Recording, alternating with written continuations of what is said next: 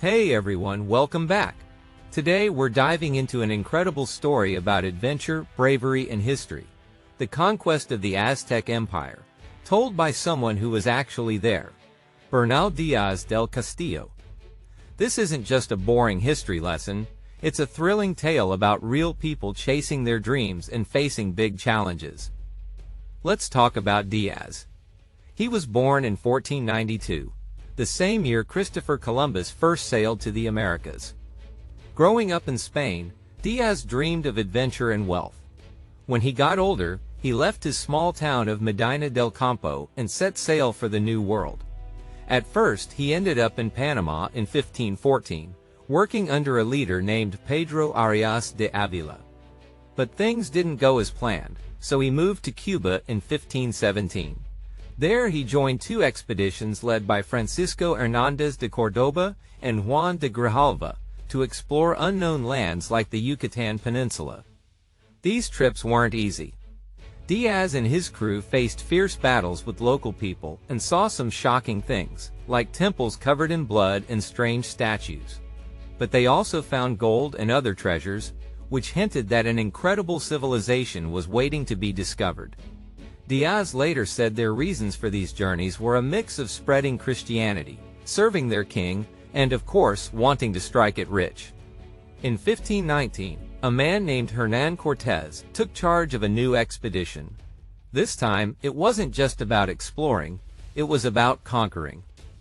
Diaz joined Cortés and about 500 other men on 11 ships with 16 horses. They sailed off with big hopes, but once they landed, they realized it wasn't going to be easy. They had to fight tough battles, deal with unfamiliar lands, and face many dangers. One of the key moments of their journey was meeting a woman named Malinche, also known as Doña Marina. She spoke both the Aztec language, Nahuatl, and a Mayan dialect. With the help of another interpreter, Aguilar, Malinche became crucial to their success. She helped Cortés communicate with local leaders, make deals, and avoid even more fighting. But Cortés had another dramatic move up his sleeve.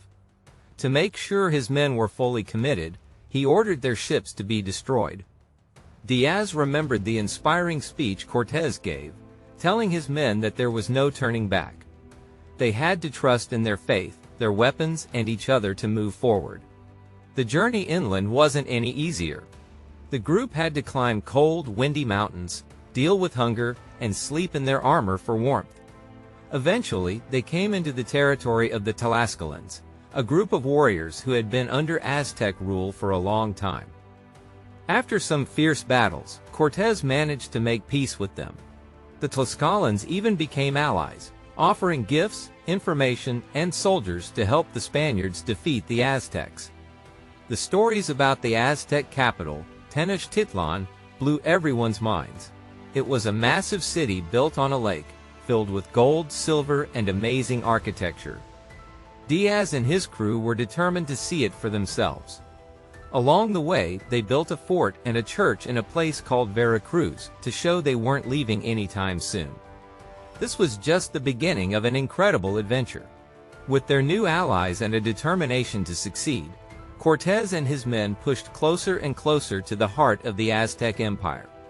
And after their victory at Cholula with the help of their Tlaxcalan allies, the Spaniards found themselves approached by ambassadors from Montezuma himself.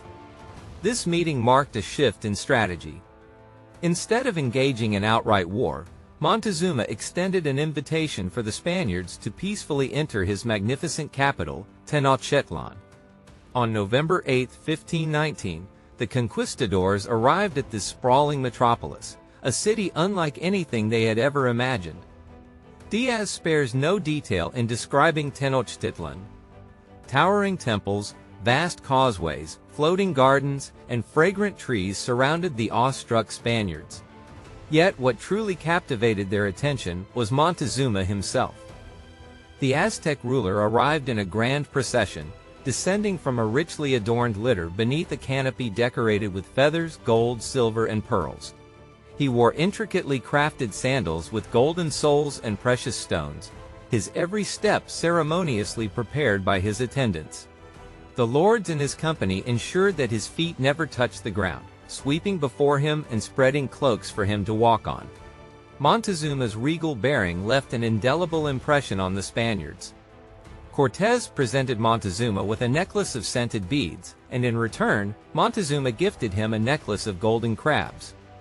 The Spaniards were invited to stay in the royal palace, which also happened to house the empire's treasure store.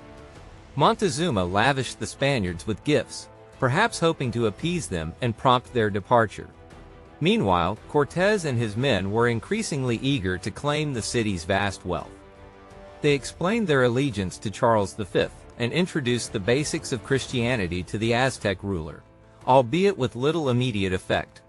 Diaz paints a vivid picture of Montezuma, describing him as a man of good height and proportion, with a cheerful yet composed demeanor.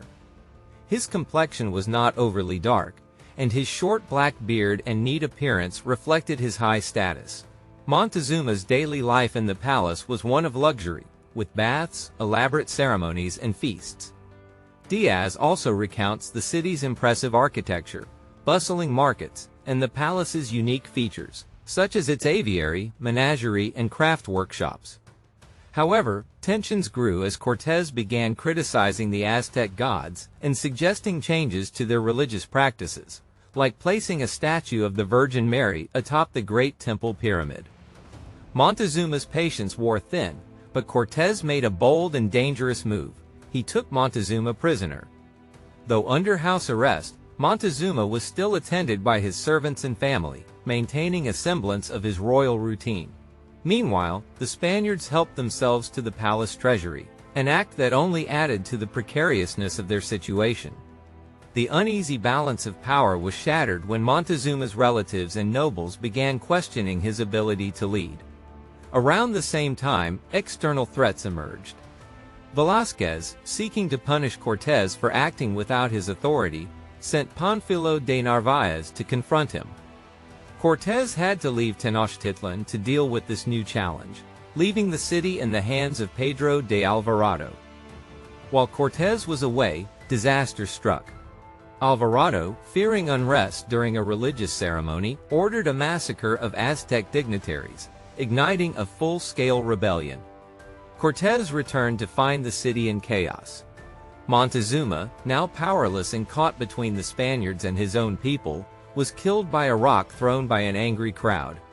The Spaniards, trapped in the palace, were forced to make a desperate escape during the infamous Noche Triste, or Sad Night, on June 30, 1520. Though battered and diminished, the Spaniards regrouped and eventually secured a major victory near Otumba in July.